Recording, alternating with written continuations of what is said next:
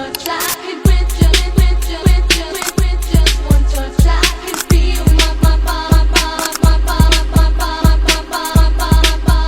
giving. Pose with the pose with the pose with the bands. Pose with the pose with the pose with the bands. Pose with the bands. Pose with the bands. Bismillahirrahmanirrahim. Assalamualaikum warahmatullahi wabarakatuh. Shalom, Om Swastiastu, Namo Buddhaya, dan salam kebajikan. Mari kita panjatkan puji atas kehadirat Allah Subhanahu wa taala karena kita masih diberi kesehatan untuk mempresentasikan kelompok kami, yaitu studi kasus kecanggihan artificial intelligence atau AI, implementasi, dampak dan tantangan di era modern.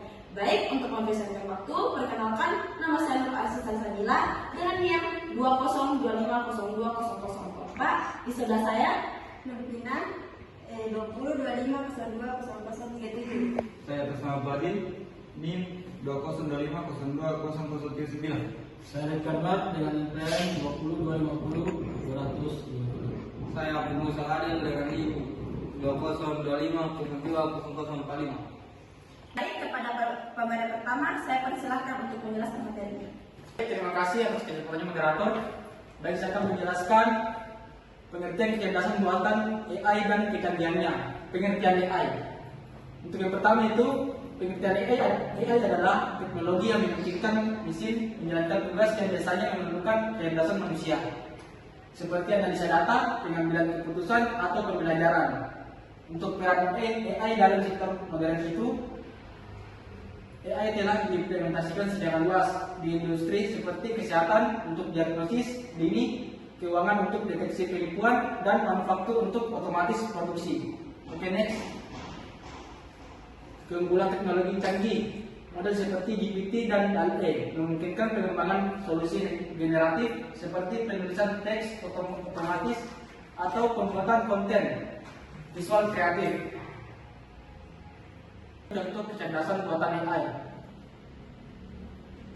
Contoh kecerdasan buatan AI yang umum digunakan sehari-hari meliputi asisten virtual, Siri, Google Assistant, rekomendasi konten Netflix, YouTube, algoritma media sosial, TikTok, Instagram, navigasi, Google Maps, Waze, chatbot, layanan pelanggan, pengenalan wajah, Face ID, penerjemah bahasa, Google Translate, dan yang terakhir itu autocorrect pada ponsel. Sekian, terima kasih. Saya kembalikan ke moderator. Baik, kepada pemateri kedua, saya persilahkan. Baik, terima kasih kepada moderator.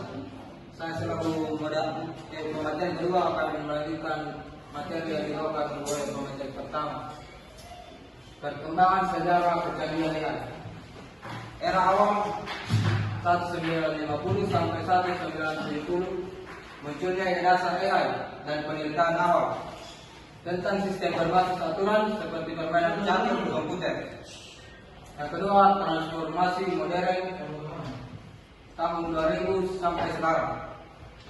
Penerapan model pembelajaran mesin dan bahasa alami pada teknologi seperti ponsel pintar dan layanan berbasis cloud. Yang ketiga itu di Indonesia. Sejak era 2020, pemerintahan dan swasta mengadopsi AI untuk sektor seperti pariwisata dan perbankan, didorong oleh inisiatif strategi nasional. Kembalikan ke moderator. Baik, kepada pemateri ketiga, saya persilahkan untuk memaparkan materinya. Kesempatan yang telah diberikan oleh moderator, saya akan menjelaskan teori dan konsep dasar yang mendukung kecanggihan AI. Yang pertama, yaitu natural language processing digunakan untuk memahami dan mengolah bahasa manusia seperti dalam aplikasi chatbot atau analytic text. Yang kedua itu computer vision, menggunakan algoritma untuk memahami gambar dan video seperti pada teknologi pengenalan wajah. Yang keempat itu deep learning, metode pelatihan jaringan saraf, tiruan besar untuk memodelkan pola kompleks dalam data. Baik, saya kembali kepada moderator. Baik, saya persilakan kepada pemateri keempat untuk memaparkan. Terima kasih kepada moderator. Saya akan membahas tentang kajian penelitian sebelumnya.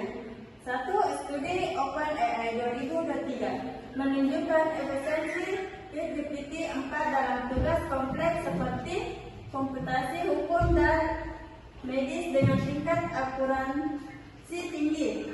2. Laporan MIPSIM 2024 meningkatkan efisiensi bisnis hingga 30% dan menciptakan peluang ekonomi global bernilai triliun dolar. 3. Penelitian BRI Indonesia 2025 menggunakan AI dalam perusahaan untuk meningkatkan pendapat UMKM hingga 25%, menunjukkan potensi dasar di sektor lokal. Terima kasih, saya kembali moderator. Baik, itulah pemaparan dari kelompok saya.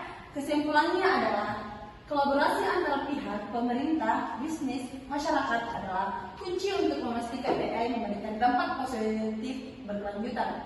Saran saya, pemerintah menyusun regulasi adaptasi dan investasi ekosistem AI lokal. Bisnis mengutamakan etika transparansi dalam penerapan AI.